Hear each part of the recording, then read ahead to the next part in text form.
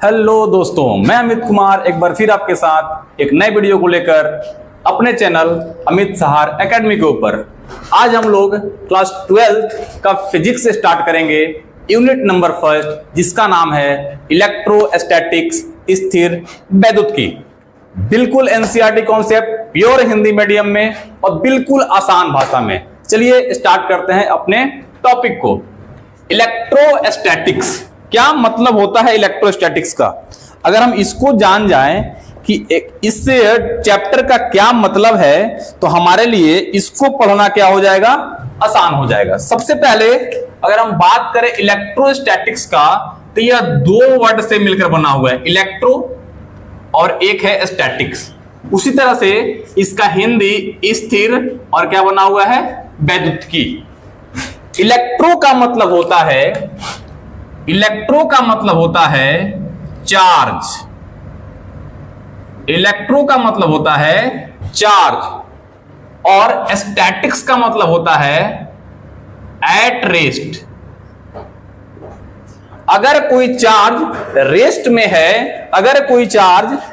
में है तो इस तरह के हम लोग फिजिक्स को बोलते हैं इलेक्ट्रोस्टैटिक्स। उसी तरह से स्थिर मतलब रुका हुआ, वैद्युतिकी मतलब आवेश, तो इसको हम लोग बोल सकते हैं रुके हुए आवेश।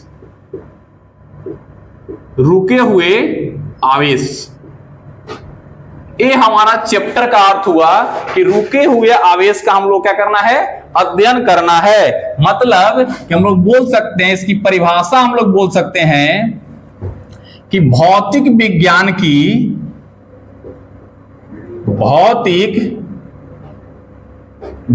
की वह शाखा जिसके अंतर्गत रुके हुए आवेशों का अध्ययन किया जाता है स्थिर वैद्युतिकी कहलाता है। स्थिर वैद्युतिकी इलेक्ट्रोस्टैटिक्स कहलाता है। यह इसका बेसिक सा क्या हुआ, परिभाषा हुआ। इलेक्ट्रोस्टैटिक्स बेसिक सा इसका क्या हुआ, परिभाषा हुआ। मतलब कि अगर कोई आवेश है, इस आवेश को हम लोग क्यू बोलते हैं। आप कैपिटल लिखो या आप स्मॉल लिखो, कोई फर्क नहीं पड़ता। कैपिटल स्मॉल क्यू लिखे, ये हमारा आवेश है। और अगर इसका वेलोसिटी हमारा जीरो है, वेलोसिटी क्या हमारा है, जीरो है, तो इस तरह के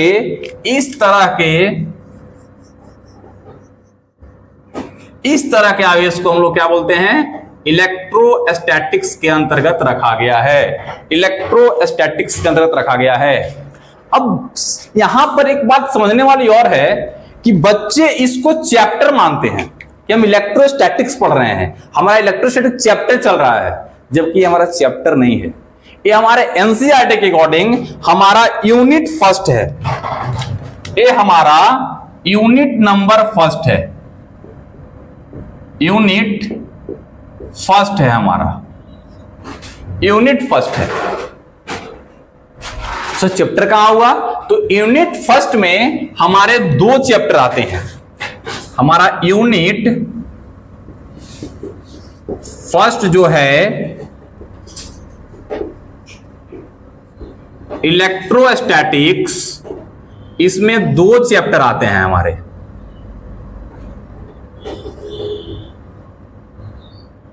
इसमें हमारे दो चैप्टर आते हैं। फर्स्ट चैप्टर का नाम है चैप्टर नंबर फर्स्ट और चैप्टर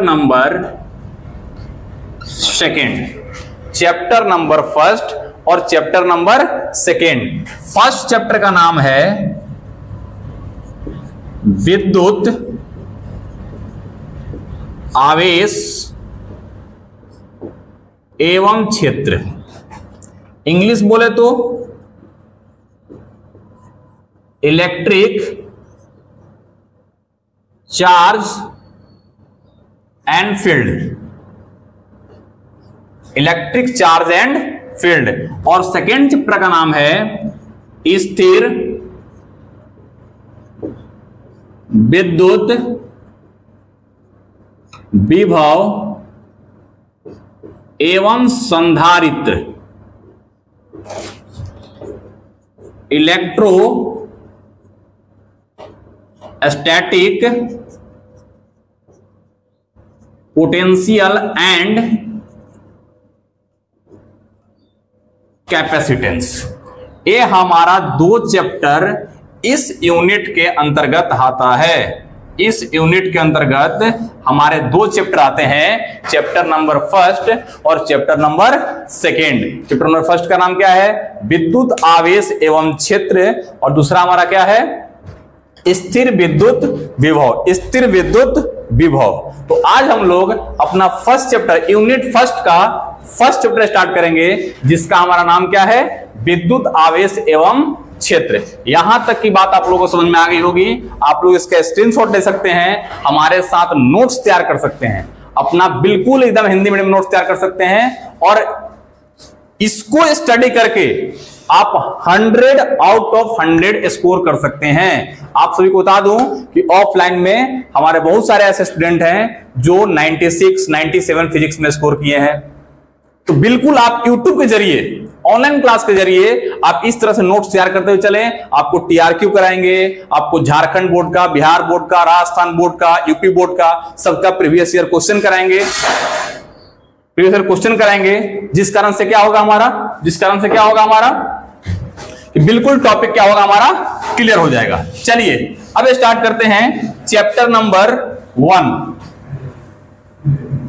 चैप्टर नंबर 1 क्या है हमारा? विद्युत आवेश एवं क्षेत्र, विद्युत आवेश एवं क्षेत्र, इलेक्ट्रिक चार्ज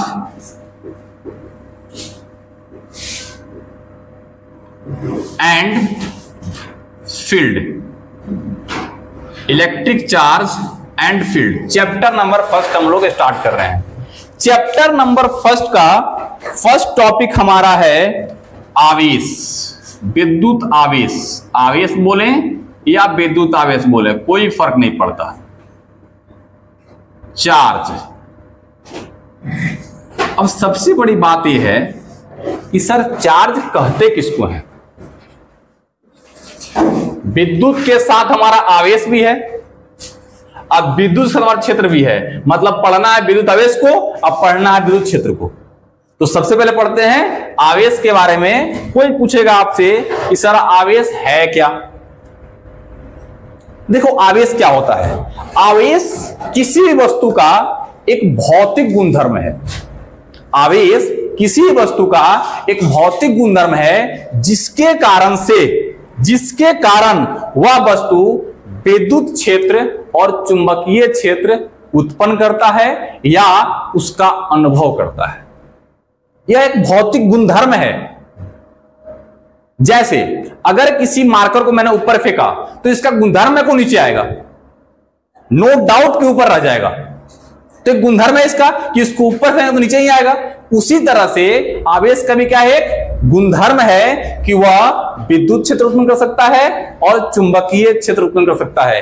एक बात और आप लोग नोट का पॉइंट है, इसको समझने के लिए समझ लीजिए आप लोग कि 11th का फिजिक्स जो है वो हमको दिखता है, लेकिन 12th का फिजिक्स हमको दिखता नहीं है। उसको हमको महसूस करना होता है कि रियल में ऐसा होता है। अब जब लैब में जाएंगे तो सारी बातें क्लियर हो जाएंगी आपको, लेकिन जब उसका थ्योरी पढ़िएगा तो आपको उसका कल्पना करना पड़ेगा, तो आपको दिखाई नहीं पड़ेगा। लेकिन 11th का फिजिक्स आपको आंखों से दिखता है। ग्रेविटी हमको दिखता है, बॉल नीचे आ रहा है, लेकिन इलेक्ट्रॉन आपको दिखता है क्या?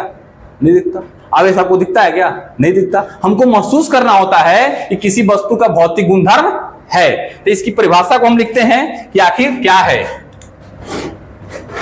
आवेश किसी वस्तु का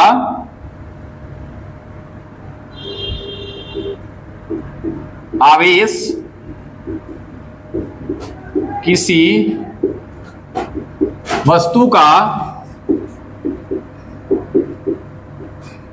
वह भौतिक गुणधर्म है जिसके कारण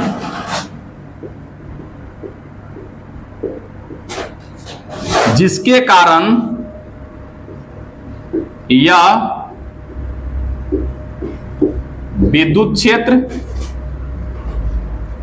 विद्युत क्षेत्र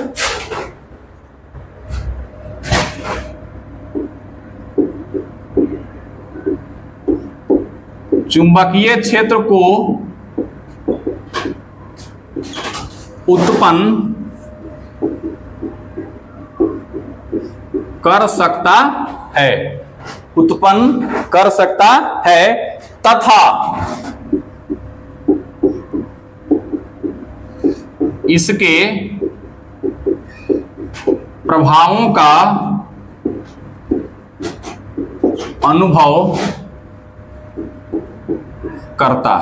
तथा इसके प्रभावों का अनुभव करता है आवेश किसी वस्तु का वह भौतिक गुणधर्म है जिसके कारण यह विद्युत क्षेत्र चुंबकीय क्षेत्र उत्पन्न कर सकता है तथा इसके प्रभावों का अनुभव करता है।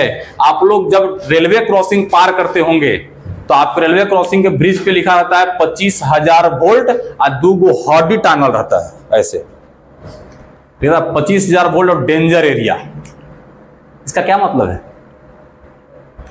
वहां पर जो 25,000 वोल्ट का वायर पार हुआ है, जो करंट पार हुआ है, उस करंट में भर भर के आवेश है। आप लोग 10th क्लास में पढ़े होंगे कि विद्युत धारा क्या होता है। तो आवेश प्रवाह की दर को हम लोग बोलते हैं विद्युत धारा। मतलब किसी अगर चालक के अंदर आवेश प्रवाह हो रहा है मतलब उसके अंदर विद्युत धारा प्रवाह हो रहा है। इसका मतलब आवेश वहां पर है तो वह आवेश क्या कर सकता है? विद्युत क्षेत्र, मतलब कि उस चालक के आसपास में क्या होता है? विद्युत क्षेत्र बना हुआ होगा। जरूरी नहीं है कि उसमें टच करेंगे तभी करंट आएगा। हो सकता है कि उसमें इतना आवेश हो कि अपने आसपास विद्युत क्षेत्र बना रखा हो, तो आप उसके एरिया में क्रॉस करेंगे तो आपको प्रभाव दिखाएगा। क्योंकि मनुष्य का शरीर भी जो होता है एक चालक की भांति कार्य करता है। क्लियर है यहां तक? तो यही बात बोल रहा है कि आवेश किसी वस्तु का वह भौतिक गुणधर्म है जिसके कारण यह विद्युत क्षेत्र चुंबकीय क्षेत्र को उत्पन्न कर सकता है तथा इसके प्रभावों का अनुभव करता है। अब ध्यान से समझिएगा, ये हमारा आवेश है। आवेश का चिन्ह क्या होता है? आवेश का चिन्ह आप Q लिख सकते हैं या कैपिटल Q लिख सकते हैं, कोई फर्क नहीं पड़ता। यहां भी हमारा आवेश है और यहां भी हमारा आवेश है, 3 जगह हमारा आवेश है। अब क्या हुआ कि इस आवेश का V बराबर 0 है। इस आवेश का V बराबर नियत है। नियत मतलब होता है कांस्टेंट। कांस्टेंट मतलब कि फिक्स। और इस आवेश का V हमारा नियत नहीं है। जब V 0 होगा इसका मतलब कि यह आवेश किस अवस्था में है? विरामावस्था में है। यह गति में तो है लेकिन इसका एक्सेलरेशन क्या है? 0 है। यह हमारा इसका acceleration is not equal to 0। अगर हमारा यह केस फॉलो हो रहा है तो इस केस से हमारा क्रिएट होता है, उत्पन्न होता है केवल और केवल विद्युत क्षेत्र। इंग्लिश में बोले तो इलेक्ट्रिक फील्ड। अगर हमारा यह केस उत्पन्न होता है तो इस केस से हमारा 2 चीज उत्पन्न होता है। एक होता है विद्युत क्षेत्र और एक होता है चुंबकीय क्षेत्र। इसको बोलते हैं मैग्नेटिक फील्ड। इसको बोलते हैं मैग्नेटिक फील्ड। अगर हमारा यह केस उत्पन्न होता है तो इस केस को हम लोग बोलते हैं, इस केस को हम लोग बोलते हैं, यहां पर हमारा विद्युत क्षेत्र भी उत्पन्न होगा, चुंबकीय क्षेत्र भी उत्पन्न होगा और साथ साथ विकिरण मतलब कि रेडिएशन भी उत्पन्न करेगा। तो हमारे पास 3 केस आया, case number first, case number second और case number third. First case, अगर हमारा कोई आवेश विरामावस्था में है, मतलब उसका वेग अगर हमारा 0 है, तो उस कंडीशन में केवल और केवल आवेश क्या उत्पन्न करेगा, विद्युत क्षेत्र उत्पन्न करेगा। अगर कोई आवेश हमारा नियत है, फिक्स है, 5 मान लो 5 के बेस चल रहा है, तो 5 मीटर पर सेकंड, 5 मीटर पर सेकंड, 5 मीटर पर सेकंड, 5 मीटर पर सेकंड, अगर ऐसे ही चलते चल रहा है, तो इस कंडीशन में हमारा भी नियत होता है, एक्सटर्नल क्या होगा, 0 होगा। तो उस तरह उस समय हमारा आवेश क्या उत्पन्न करेगा, विद्युत क्षेत्र भी उत्पन्न करेगा और चुंबकीय क्षेत्र भी उत्पन्न करेगा। अगर यही आवेश हमारा नियत वेग से नहीं हो, कभी 5 मीटर पर सेकंड, कभी 10 मीटर पर सेकंड, कभी 20 मीटर पर सेकंड, उसका फिक्स नहीं है कितना मीटर पर सेकंड चलेगा, तो उस कंडीशन में हमारा वेग नियत नहीं कहलाता है, तो एक्सेलेरेशन क्या होता है हमारा, 0 के बराबर नहीं होता है। उस कंडीशन में हमारा आवेश विद्युत क्षेत्र भी उत्पन्न कर सकता है, चुंबकीय क्षेत्र भी उत्पन्न कर सकता है और साथ ही साथ रेडिएशन भी उत्पन्न कर सकता है। उम्मीद करते हैं कि आपको यहां तक समझ में आया होगा। चलिए आगे बढ़ते हैं। जब समझ में आता है तो चैनल को लाइक कर दीजिए, शेयर कीजिए, अपने मित्रों को शेयर कीजिए कि इस तरह का कंटेंट वो मिस ना करें। चलिए अब चलते हैं आगे। नेक्स्ट टॉपिक हमारा है, इसके बाद आवेश के बाद आवेश के प्रकार।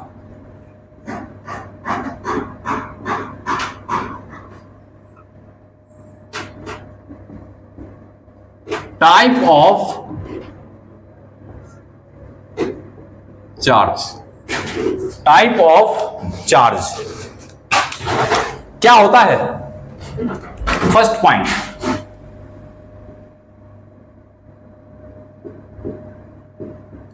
आवेश 2 प्रकार के, आवेश 2 प्रकार के होते हैं। आवेश 2 प्रकार के होते हैं। ये हमारा हो गया आवेश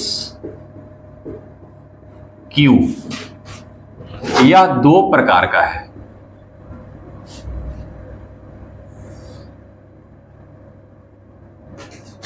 फर्स्ट है धनावेश और सेकेंड है ऋणावेश। इंग्लिश बोले तो पॉजिटिव चार्ज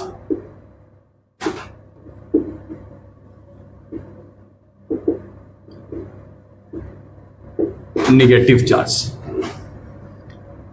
शॉर्ट में इसको लिखते हैं हम लोग प्लस माइनस।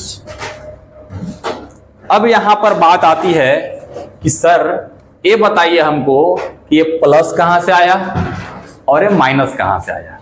इसके लिए आपके एनसीईआरटी में एक आपका टॉपिक दिया हुआ है जिसका नाम है आवेश की संकल्पना। आवेश की संकल्पना, इसको बोलते हैं कॉन्सेप्ट ऑफ चार्ज। आवेश की संकल्पना।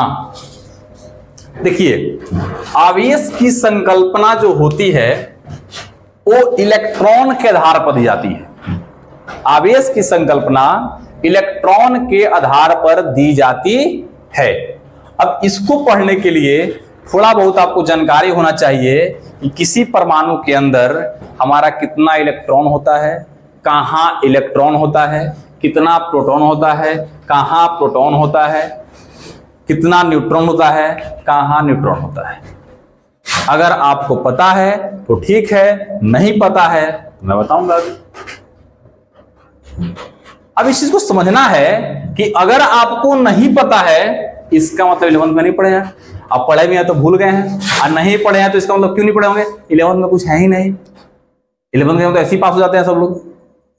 इसलिए अगर आप नहीं पढ़े हैं तो इसको हमारे भाषा में कहा जाता है, हमारे भाषा में कहा जाता है 11th का पाप। 11th का पाप है आपका, इसके आपके पाप को हम पुण्य में बदलते हैं। देखिए समझते हैं इसको, ठीक है।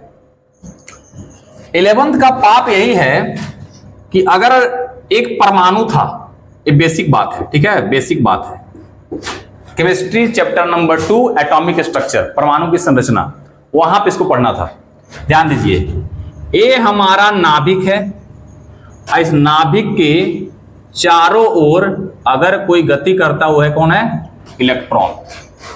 नाभिक में होता कौन कौन है, नाभिक के अंदर होता है प्रोटॉन, होता है न्यूट्रॉन, और यह प्रोटॉन और न्यूट्रॉन एक बल से बंधा होता है, उस बल का नाम है नाभिकीय बल।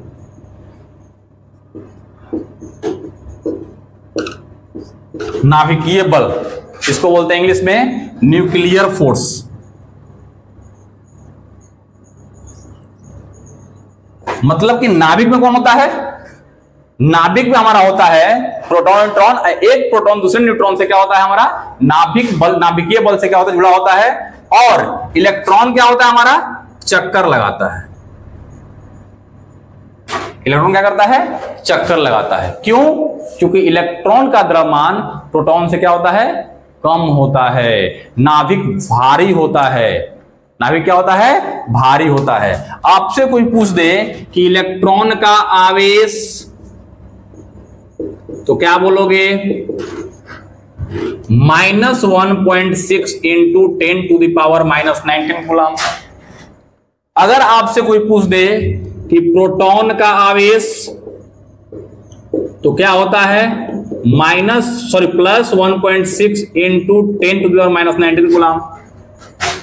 और मजे की बात यह है कि mass of electron 9.1 into 10⁻31 kg होता है, और मास ऑफ प्रोटॉन होता है 1.67 कितना होता है, -27 kg। और मजे की बात तो अब है कि मास ऑफ प्रोटॉन बराबर 1837 गुना मास ऑफ इलेक्ट्रॉन होता है। मतलब कि इलेक्ट्रॉन के मास में 1837 से हम गुना करेंगे तो हमारा किसके बराबर होगा, मास ऑफ प्रोटॉन के बराबर होगा। कितना भारी है, माइनस नहीं है लेकिन है कितना भारी।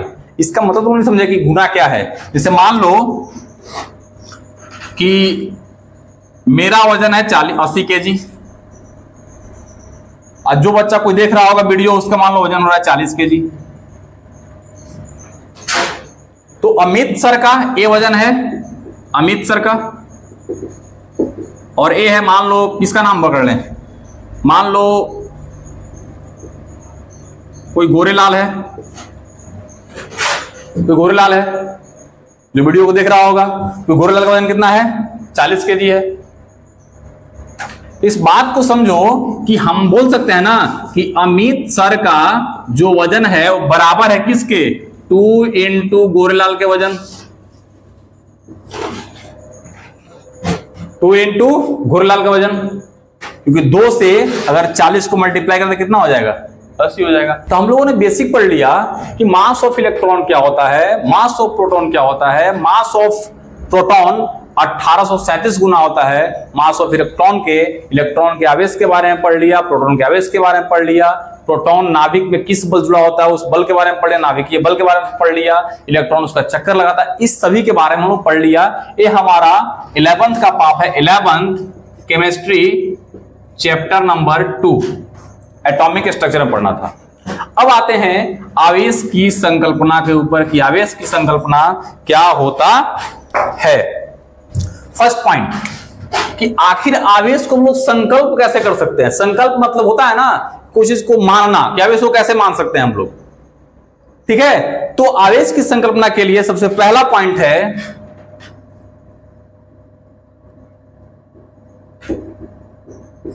आवेश की संकल्पना इलेक्ट्रॉन के आधार पर की जाती है। अगर हम आवेश का संकल्पना करते हैं कि किस पर पॉजिटिव चार्ज आएगा, किस पर नेगेटिव चार्ज आएगा, उसके लिए सिर्फ और सिर्फ जिम्मेवार कौन है? इलेक्ट्रॉन है। सिर्फ और सिर्फ जिम्मेवार कौन है? इलेक्ट्रॉन है। दूसरा पॉइंट है, यदि किसी वस्तु के अंदर, यदि किसी वस्तु में इलेक्ट्रॉन की कमी होती है, इलेक्ट्रॉन की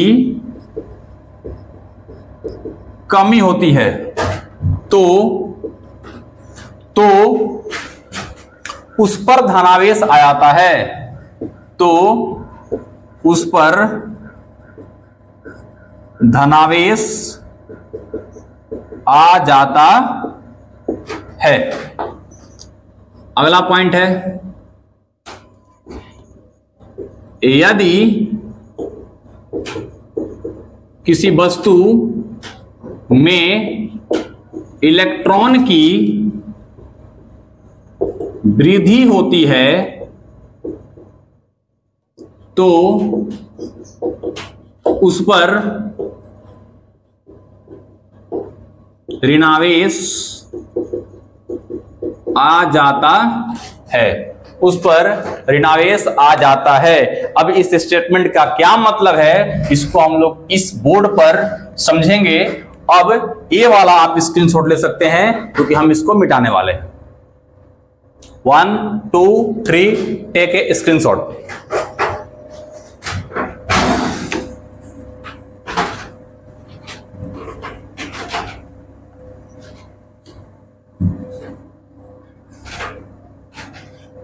चलिए देखिए,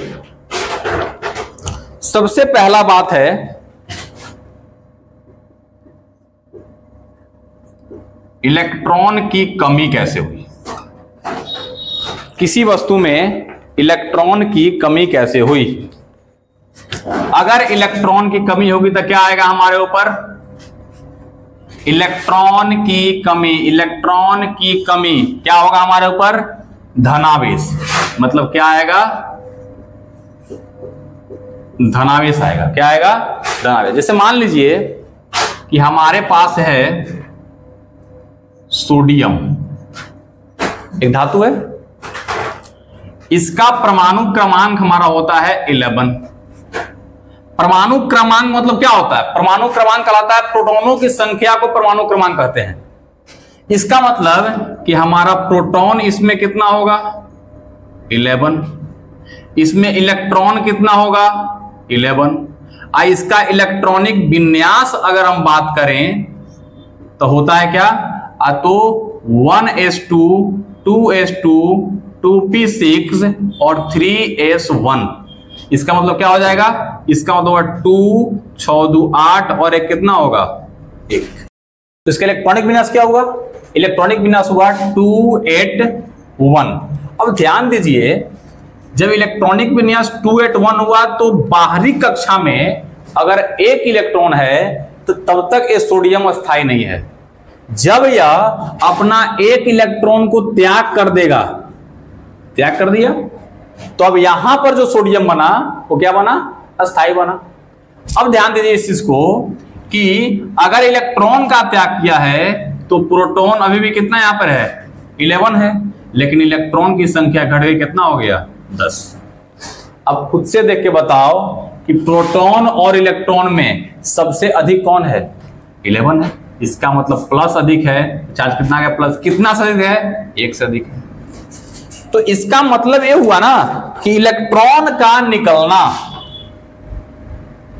इलेक्ट्रॉन का निकलना यह शो करता है कि इस पर चार्ज कितना आया? धनावेश आया। कितना आया? धनावेश आया। अब आते हैं, दूसरी बात हमारे पास क्या थी? इलेक्ट्रॉन की वृद्धि। इलेक्ट्रॉन की वृद्धि, चलिए ध्यान दीजिए, इलेक्ट्रॉन की वृद्धि। इलेक्ट्रॉन की वृद्धि। इलेक्ट्रॉन का वृद्धि का क्या मतलब होता है भाई? अगर इलेक्ट्रॉन में वृद्धि होगा तो इसका साफ मतलब होगा क्या? ऋणावेश। तो हम लोग बोलेंगे क्या इस पर है? ऋणावेश है। क्या है? ऋणावेश है। अब ध्यान दीजिए, ये हमारा है क्लोरीन, इसका परमाणु क्रमांक है 17। इसने क्या किया? इसने क्या किया? एक इलेक्ट्रॉन को ग्रहण कर लिया। क्यों किया? अगर हम ध्यान दो, इसके पास प्रोटॉन भी होगा 17, इसके पास इलेक्ट्रॉन भी होगा 17, और इसका इलेक्ट्रॉनिक विन्यास की बात करें अगर तो होता है 287। कैसे आया? 1s2 2s2 2p6 3s2 3p6 3p6 2 2 4 6 10 2 12 6 18 3p5 कितना हो जाएगा? फर्स्ट में 2, सेकेंड में 8 और थर्ड में कितना हो गया? 7। 287। अब इसको एक इलेक्ट्रॉन अगर मिल जाएगा तो यह क्लोरीन क्या हो जाएगा? अस्थायी हो जाएगा। यही इलेक्ट्रॉन इसको मिल गया है। इस कंडीशन में क्या होगा? इस कंडीशन में क्या होगा? जब इलेक्ट्रॉन लिया तो ये हमारा बन गया Cl। अब ध्यान दो, इसके पास प्रोटॉन की संख्या सेम, लेकिन इलेक्ट्रॉन की संख्या कितना हो गया? 17 प्लस था 1 मिल गया, कितना हो गया? 18। कौन अधिक है? प्रोटॉन की इलेक्ट्रॉन? इलेक्ट्रॉन अधिक है, माइनस अधिक है, तो चाहे कितना आ गया? -1। तो हम लोगों ने क्या देखा? हम लोगों ने देखा कि जब इलेक्ट्रॉन की वृद्धि हुई तो क्या आ रहा है? ऋणावेश। इसका मतलब कि इलेक्ट्रॉन का जुड़ना, इलेक्ट्रॉन आगे जुड़ा है, इसका मतलब कि इलेक्ट्रॉन का जुड़ना जो है वो हमारा किसको दिखाता है? ऋणावेश को दिखाता है। ऋणावेश को दिखाता है। उम्मीद करते हैं कि आप सभी को ये सारे टॉपिक 100% मक्खन हो गया होगा। अगर थोड़ा सा भी पसंद आता है वीडियो को शेयर करें, लाइक करें और सब्सक्राइब करें। अपने दोस्तों को बिल्कुल शेयर करें, क्योंकि उनको भी यह सारा प्योर हिंदी मीडियम कॉन्सेप्ट मिलता रहे। Thank you. और साथ साथ वीडियो में कमेंट बॉक्स में जाकर कमेंट करें ताकि मुझे मोटिवेशन मिलता रहे। और अगर कुछ गलती या कुछ समझने में परेशानी होती होगी तो हम अगले वीडियो में उसका क्लियर कर सकते हैं। चलिए, थैंक यू, धन्यवाद बच्चों।